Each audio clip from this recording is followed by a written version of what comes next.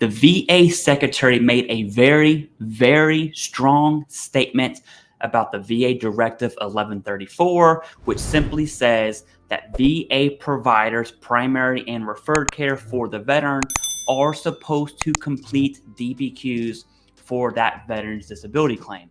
Now, this is a huge controversy because the fact is most providers do not even touch it. They bring up a conflict of interest. They don't have time, whatever reason they want to give to why they won't complete it for the veteran. And now the veteran is forced to either go to a private provider.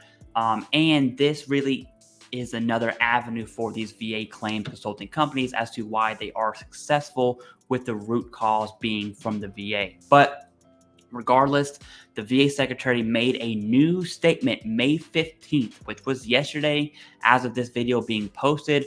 A veteran asked a question during a veteran town hall, and I want you to hear, one, the question, and two, the VA secretary's response as to VA Directive 1134. This can be absolutely huge.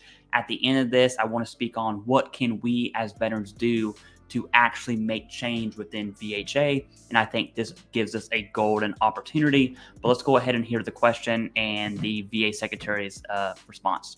Hello, Mr. Secretary, and thank you for being here, your transparency and opportunity to ask my question. Thank you so much, Domingo. It's a thrill. It's a thrill to get to work here, and I'm thrilled that you're giving us time to share this feedback with me. Come on. Thank you, sir.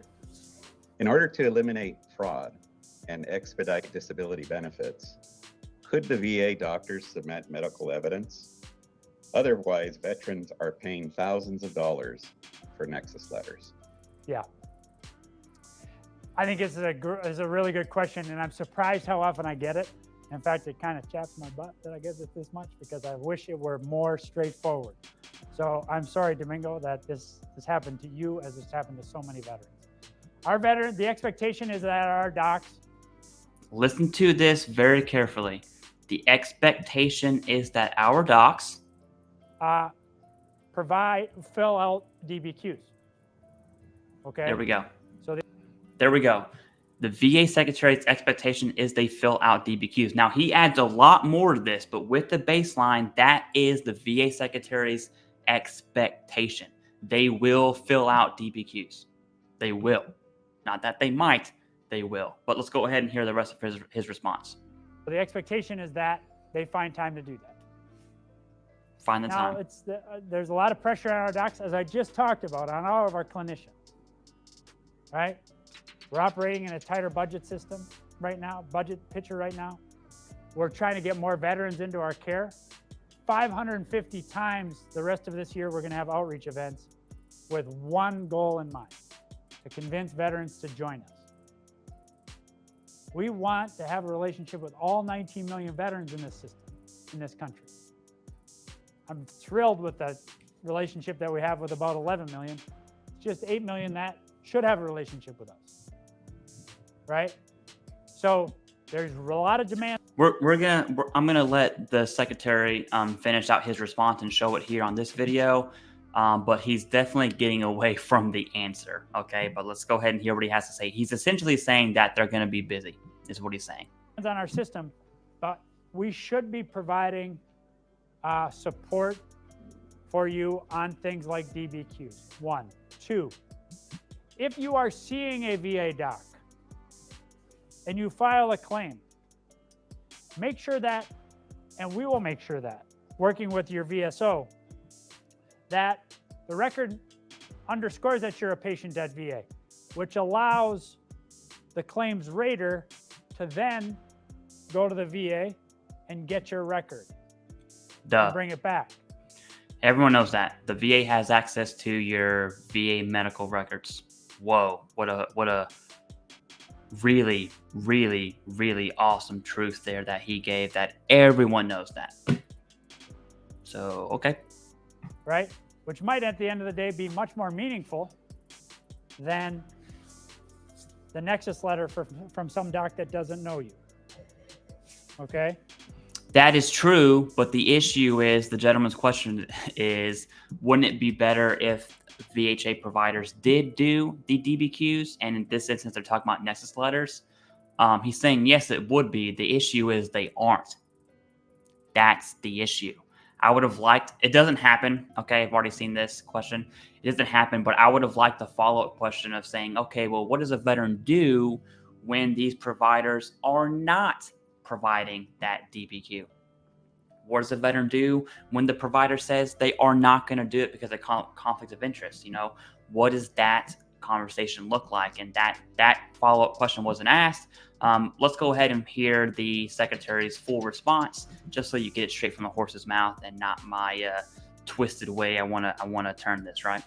So let us do the work for you. Make sure that we're filling out the DBQs. I'll keep pressing on my side to do that. Make sure that as you're filing. This is key. Make sure you ask them to fill out your DBQs, and he's going to press on his side. All right, now we're getting somewhere. Or as you're talking to your buddies, or as you're talking to your VSOs, make sure that the VSOs know that the expectation is that we fill out the DBQ for you.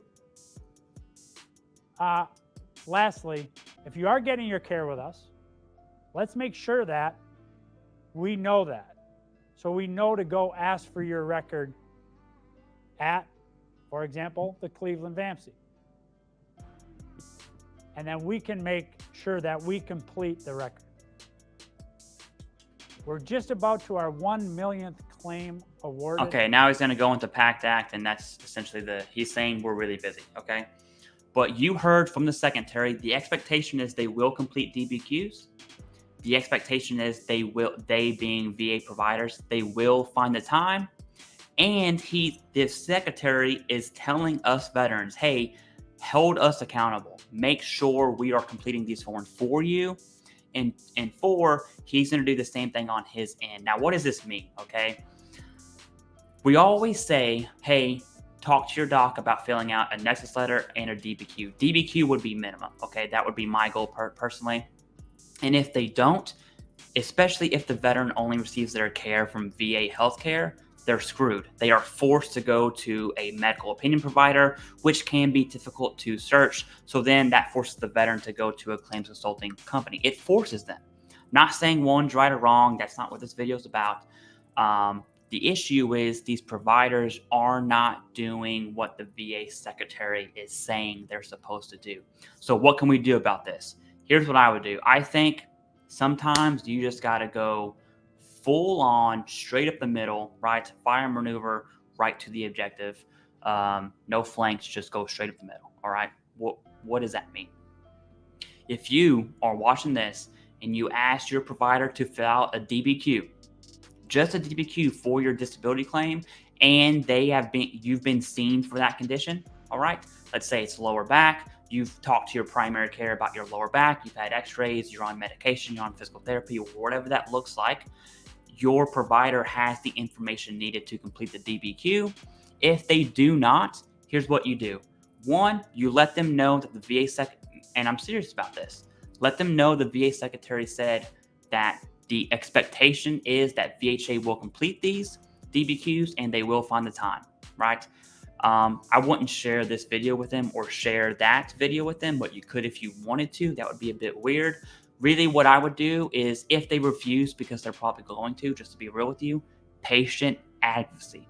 If one veteran does it, nothing will happen. If 10 veterans do it, still nothing. If 100 veterans do it, still nothing. If thousands of veterans start pinging patient advocacy every single time their provider's not doing what they're supposed to do, I think we will see change. And that's what I want to see the veteran community do, right? Don't just hear it from me. Just do it, okay? There are those that talk about doing, and there are those that do. And so if you go to your VA providers and they're not doing this, absolutely start kicking up a storm. That's the only way things are going to change.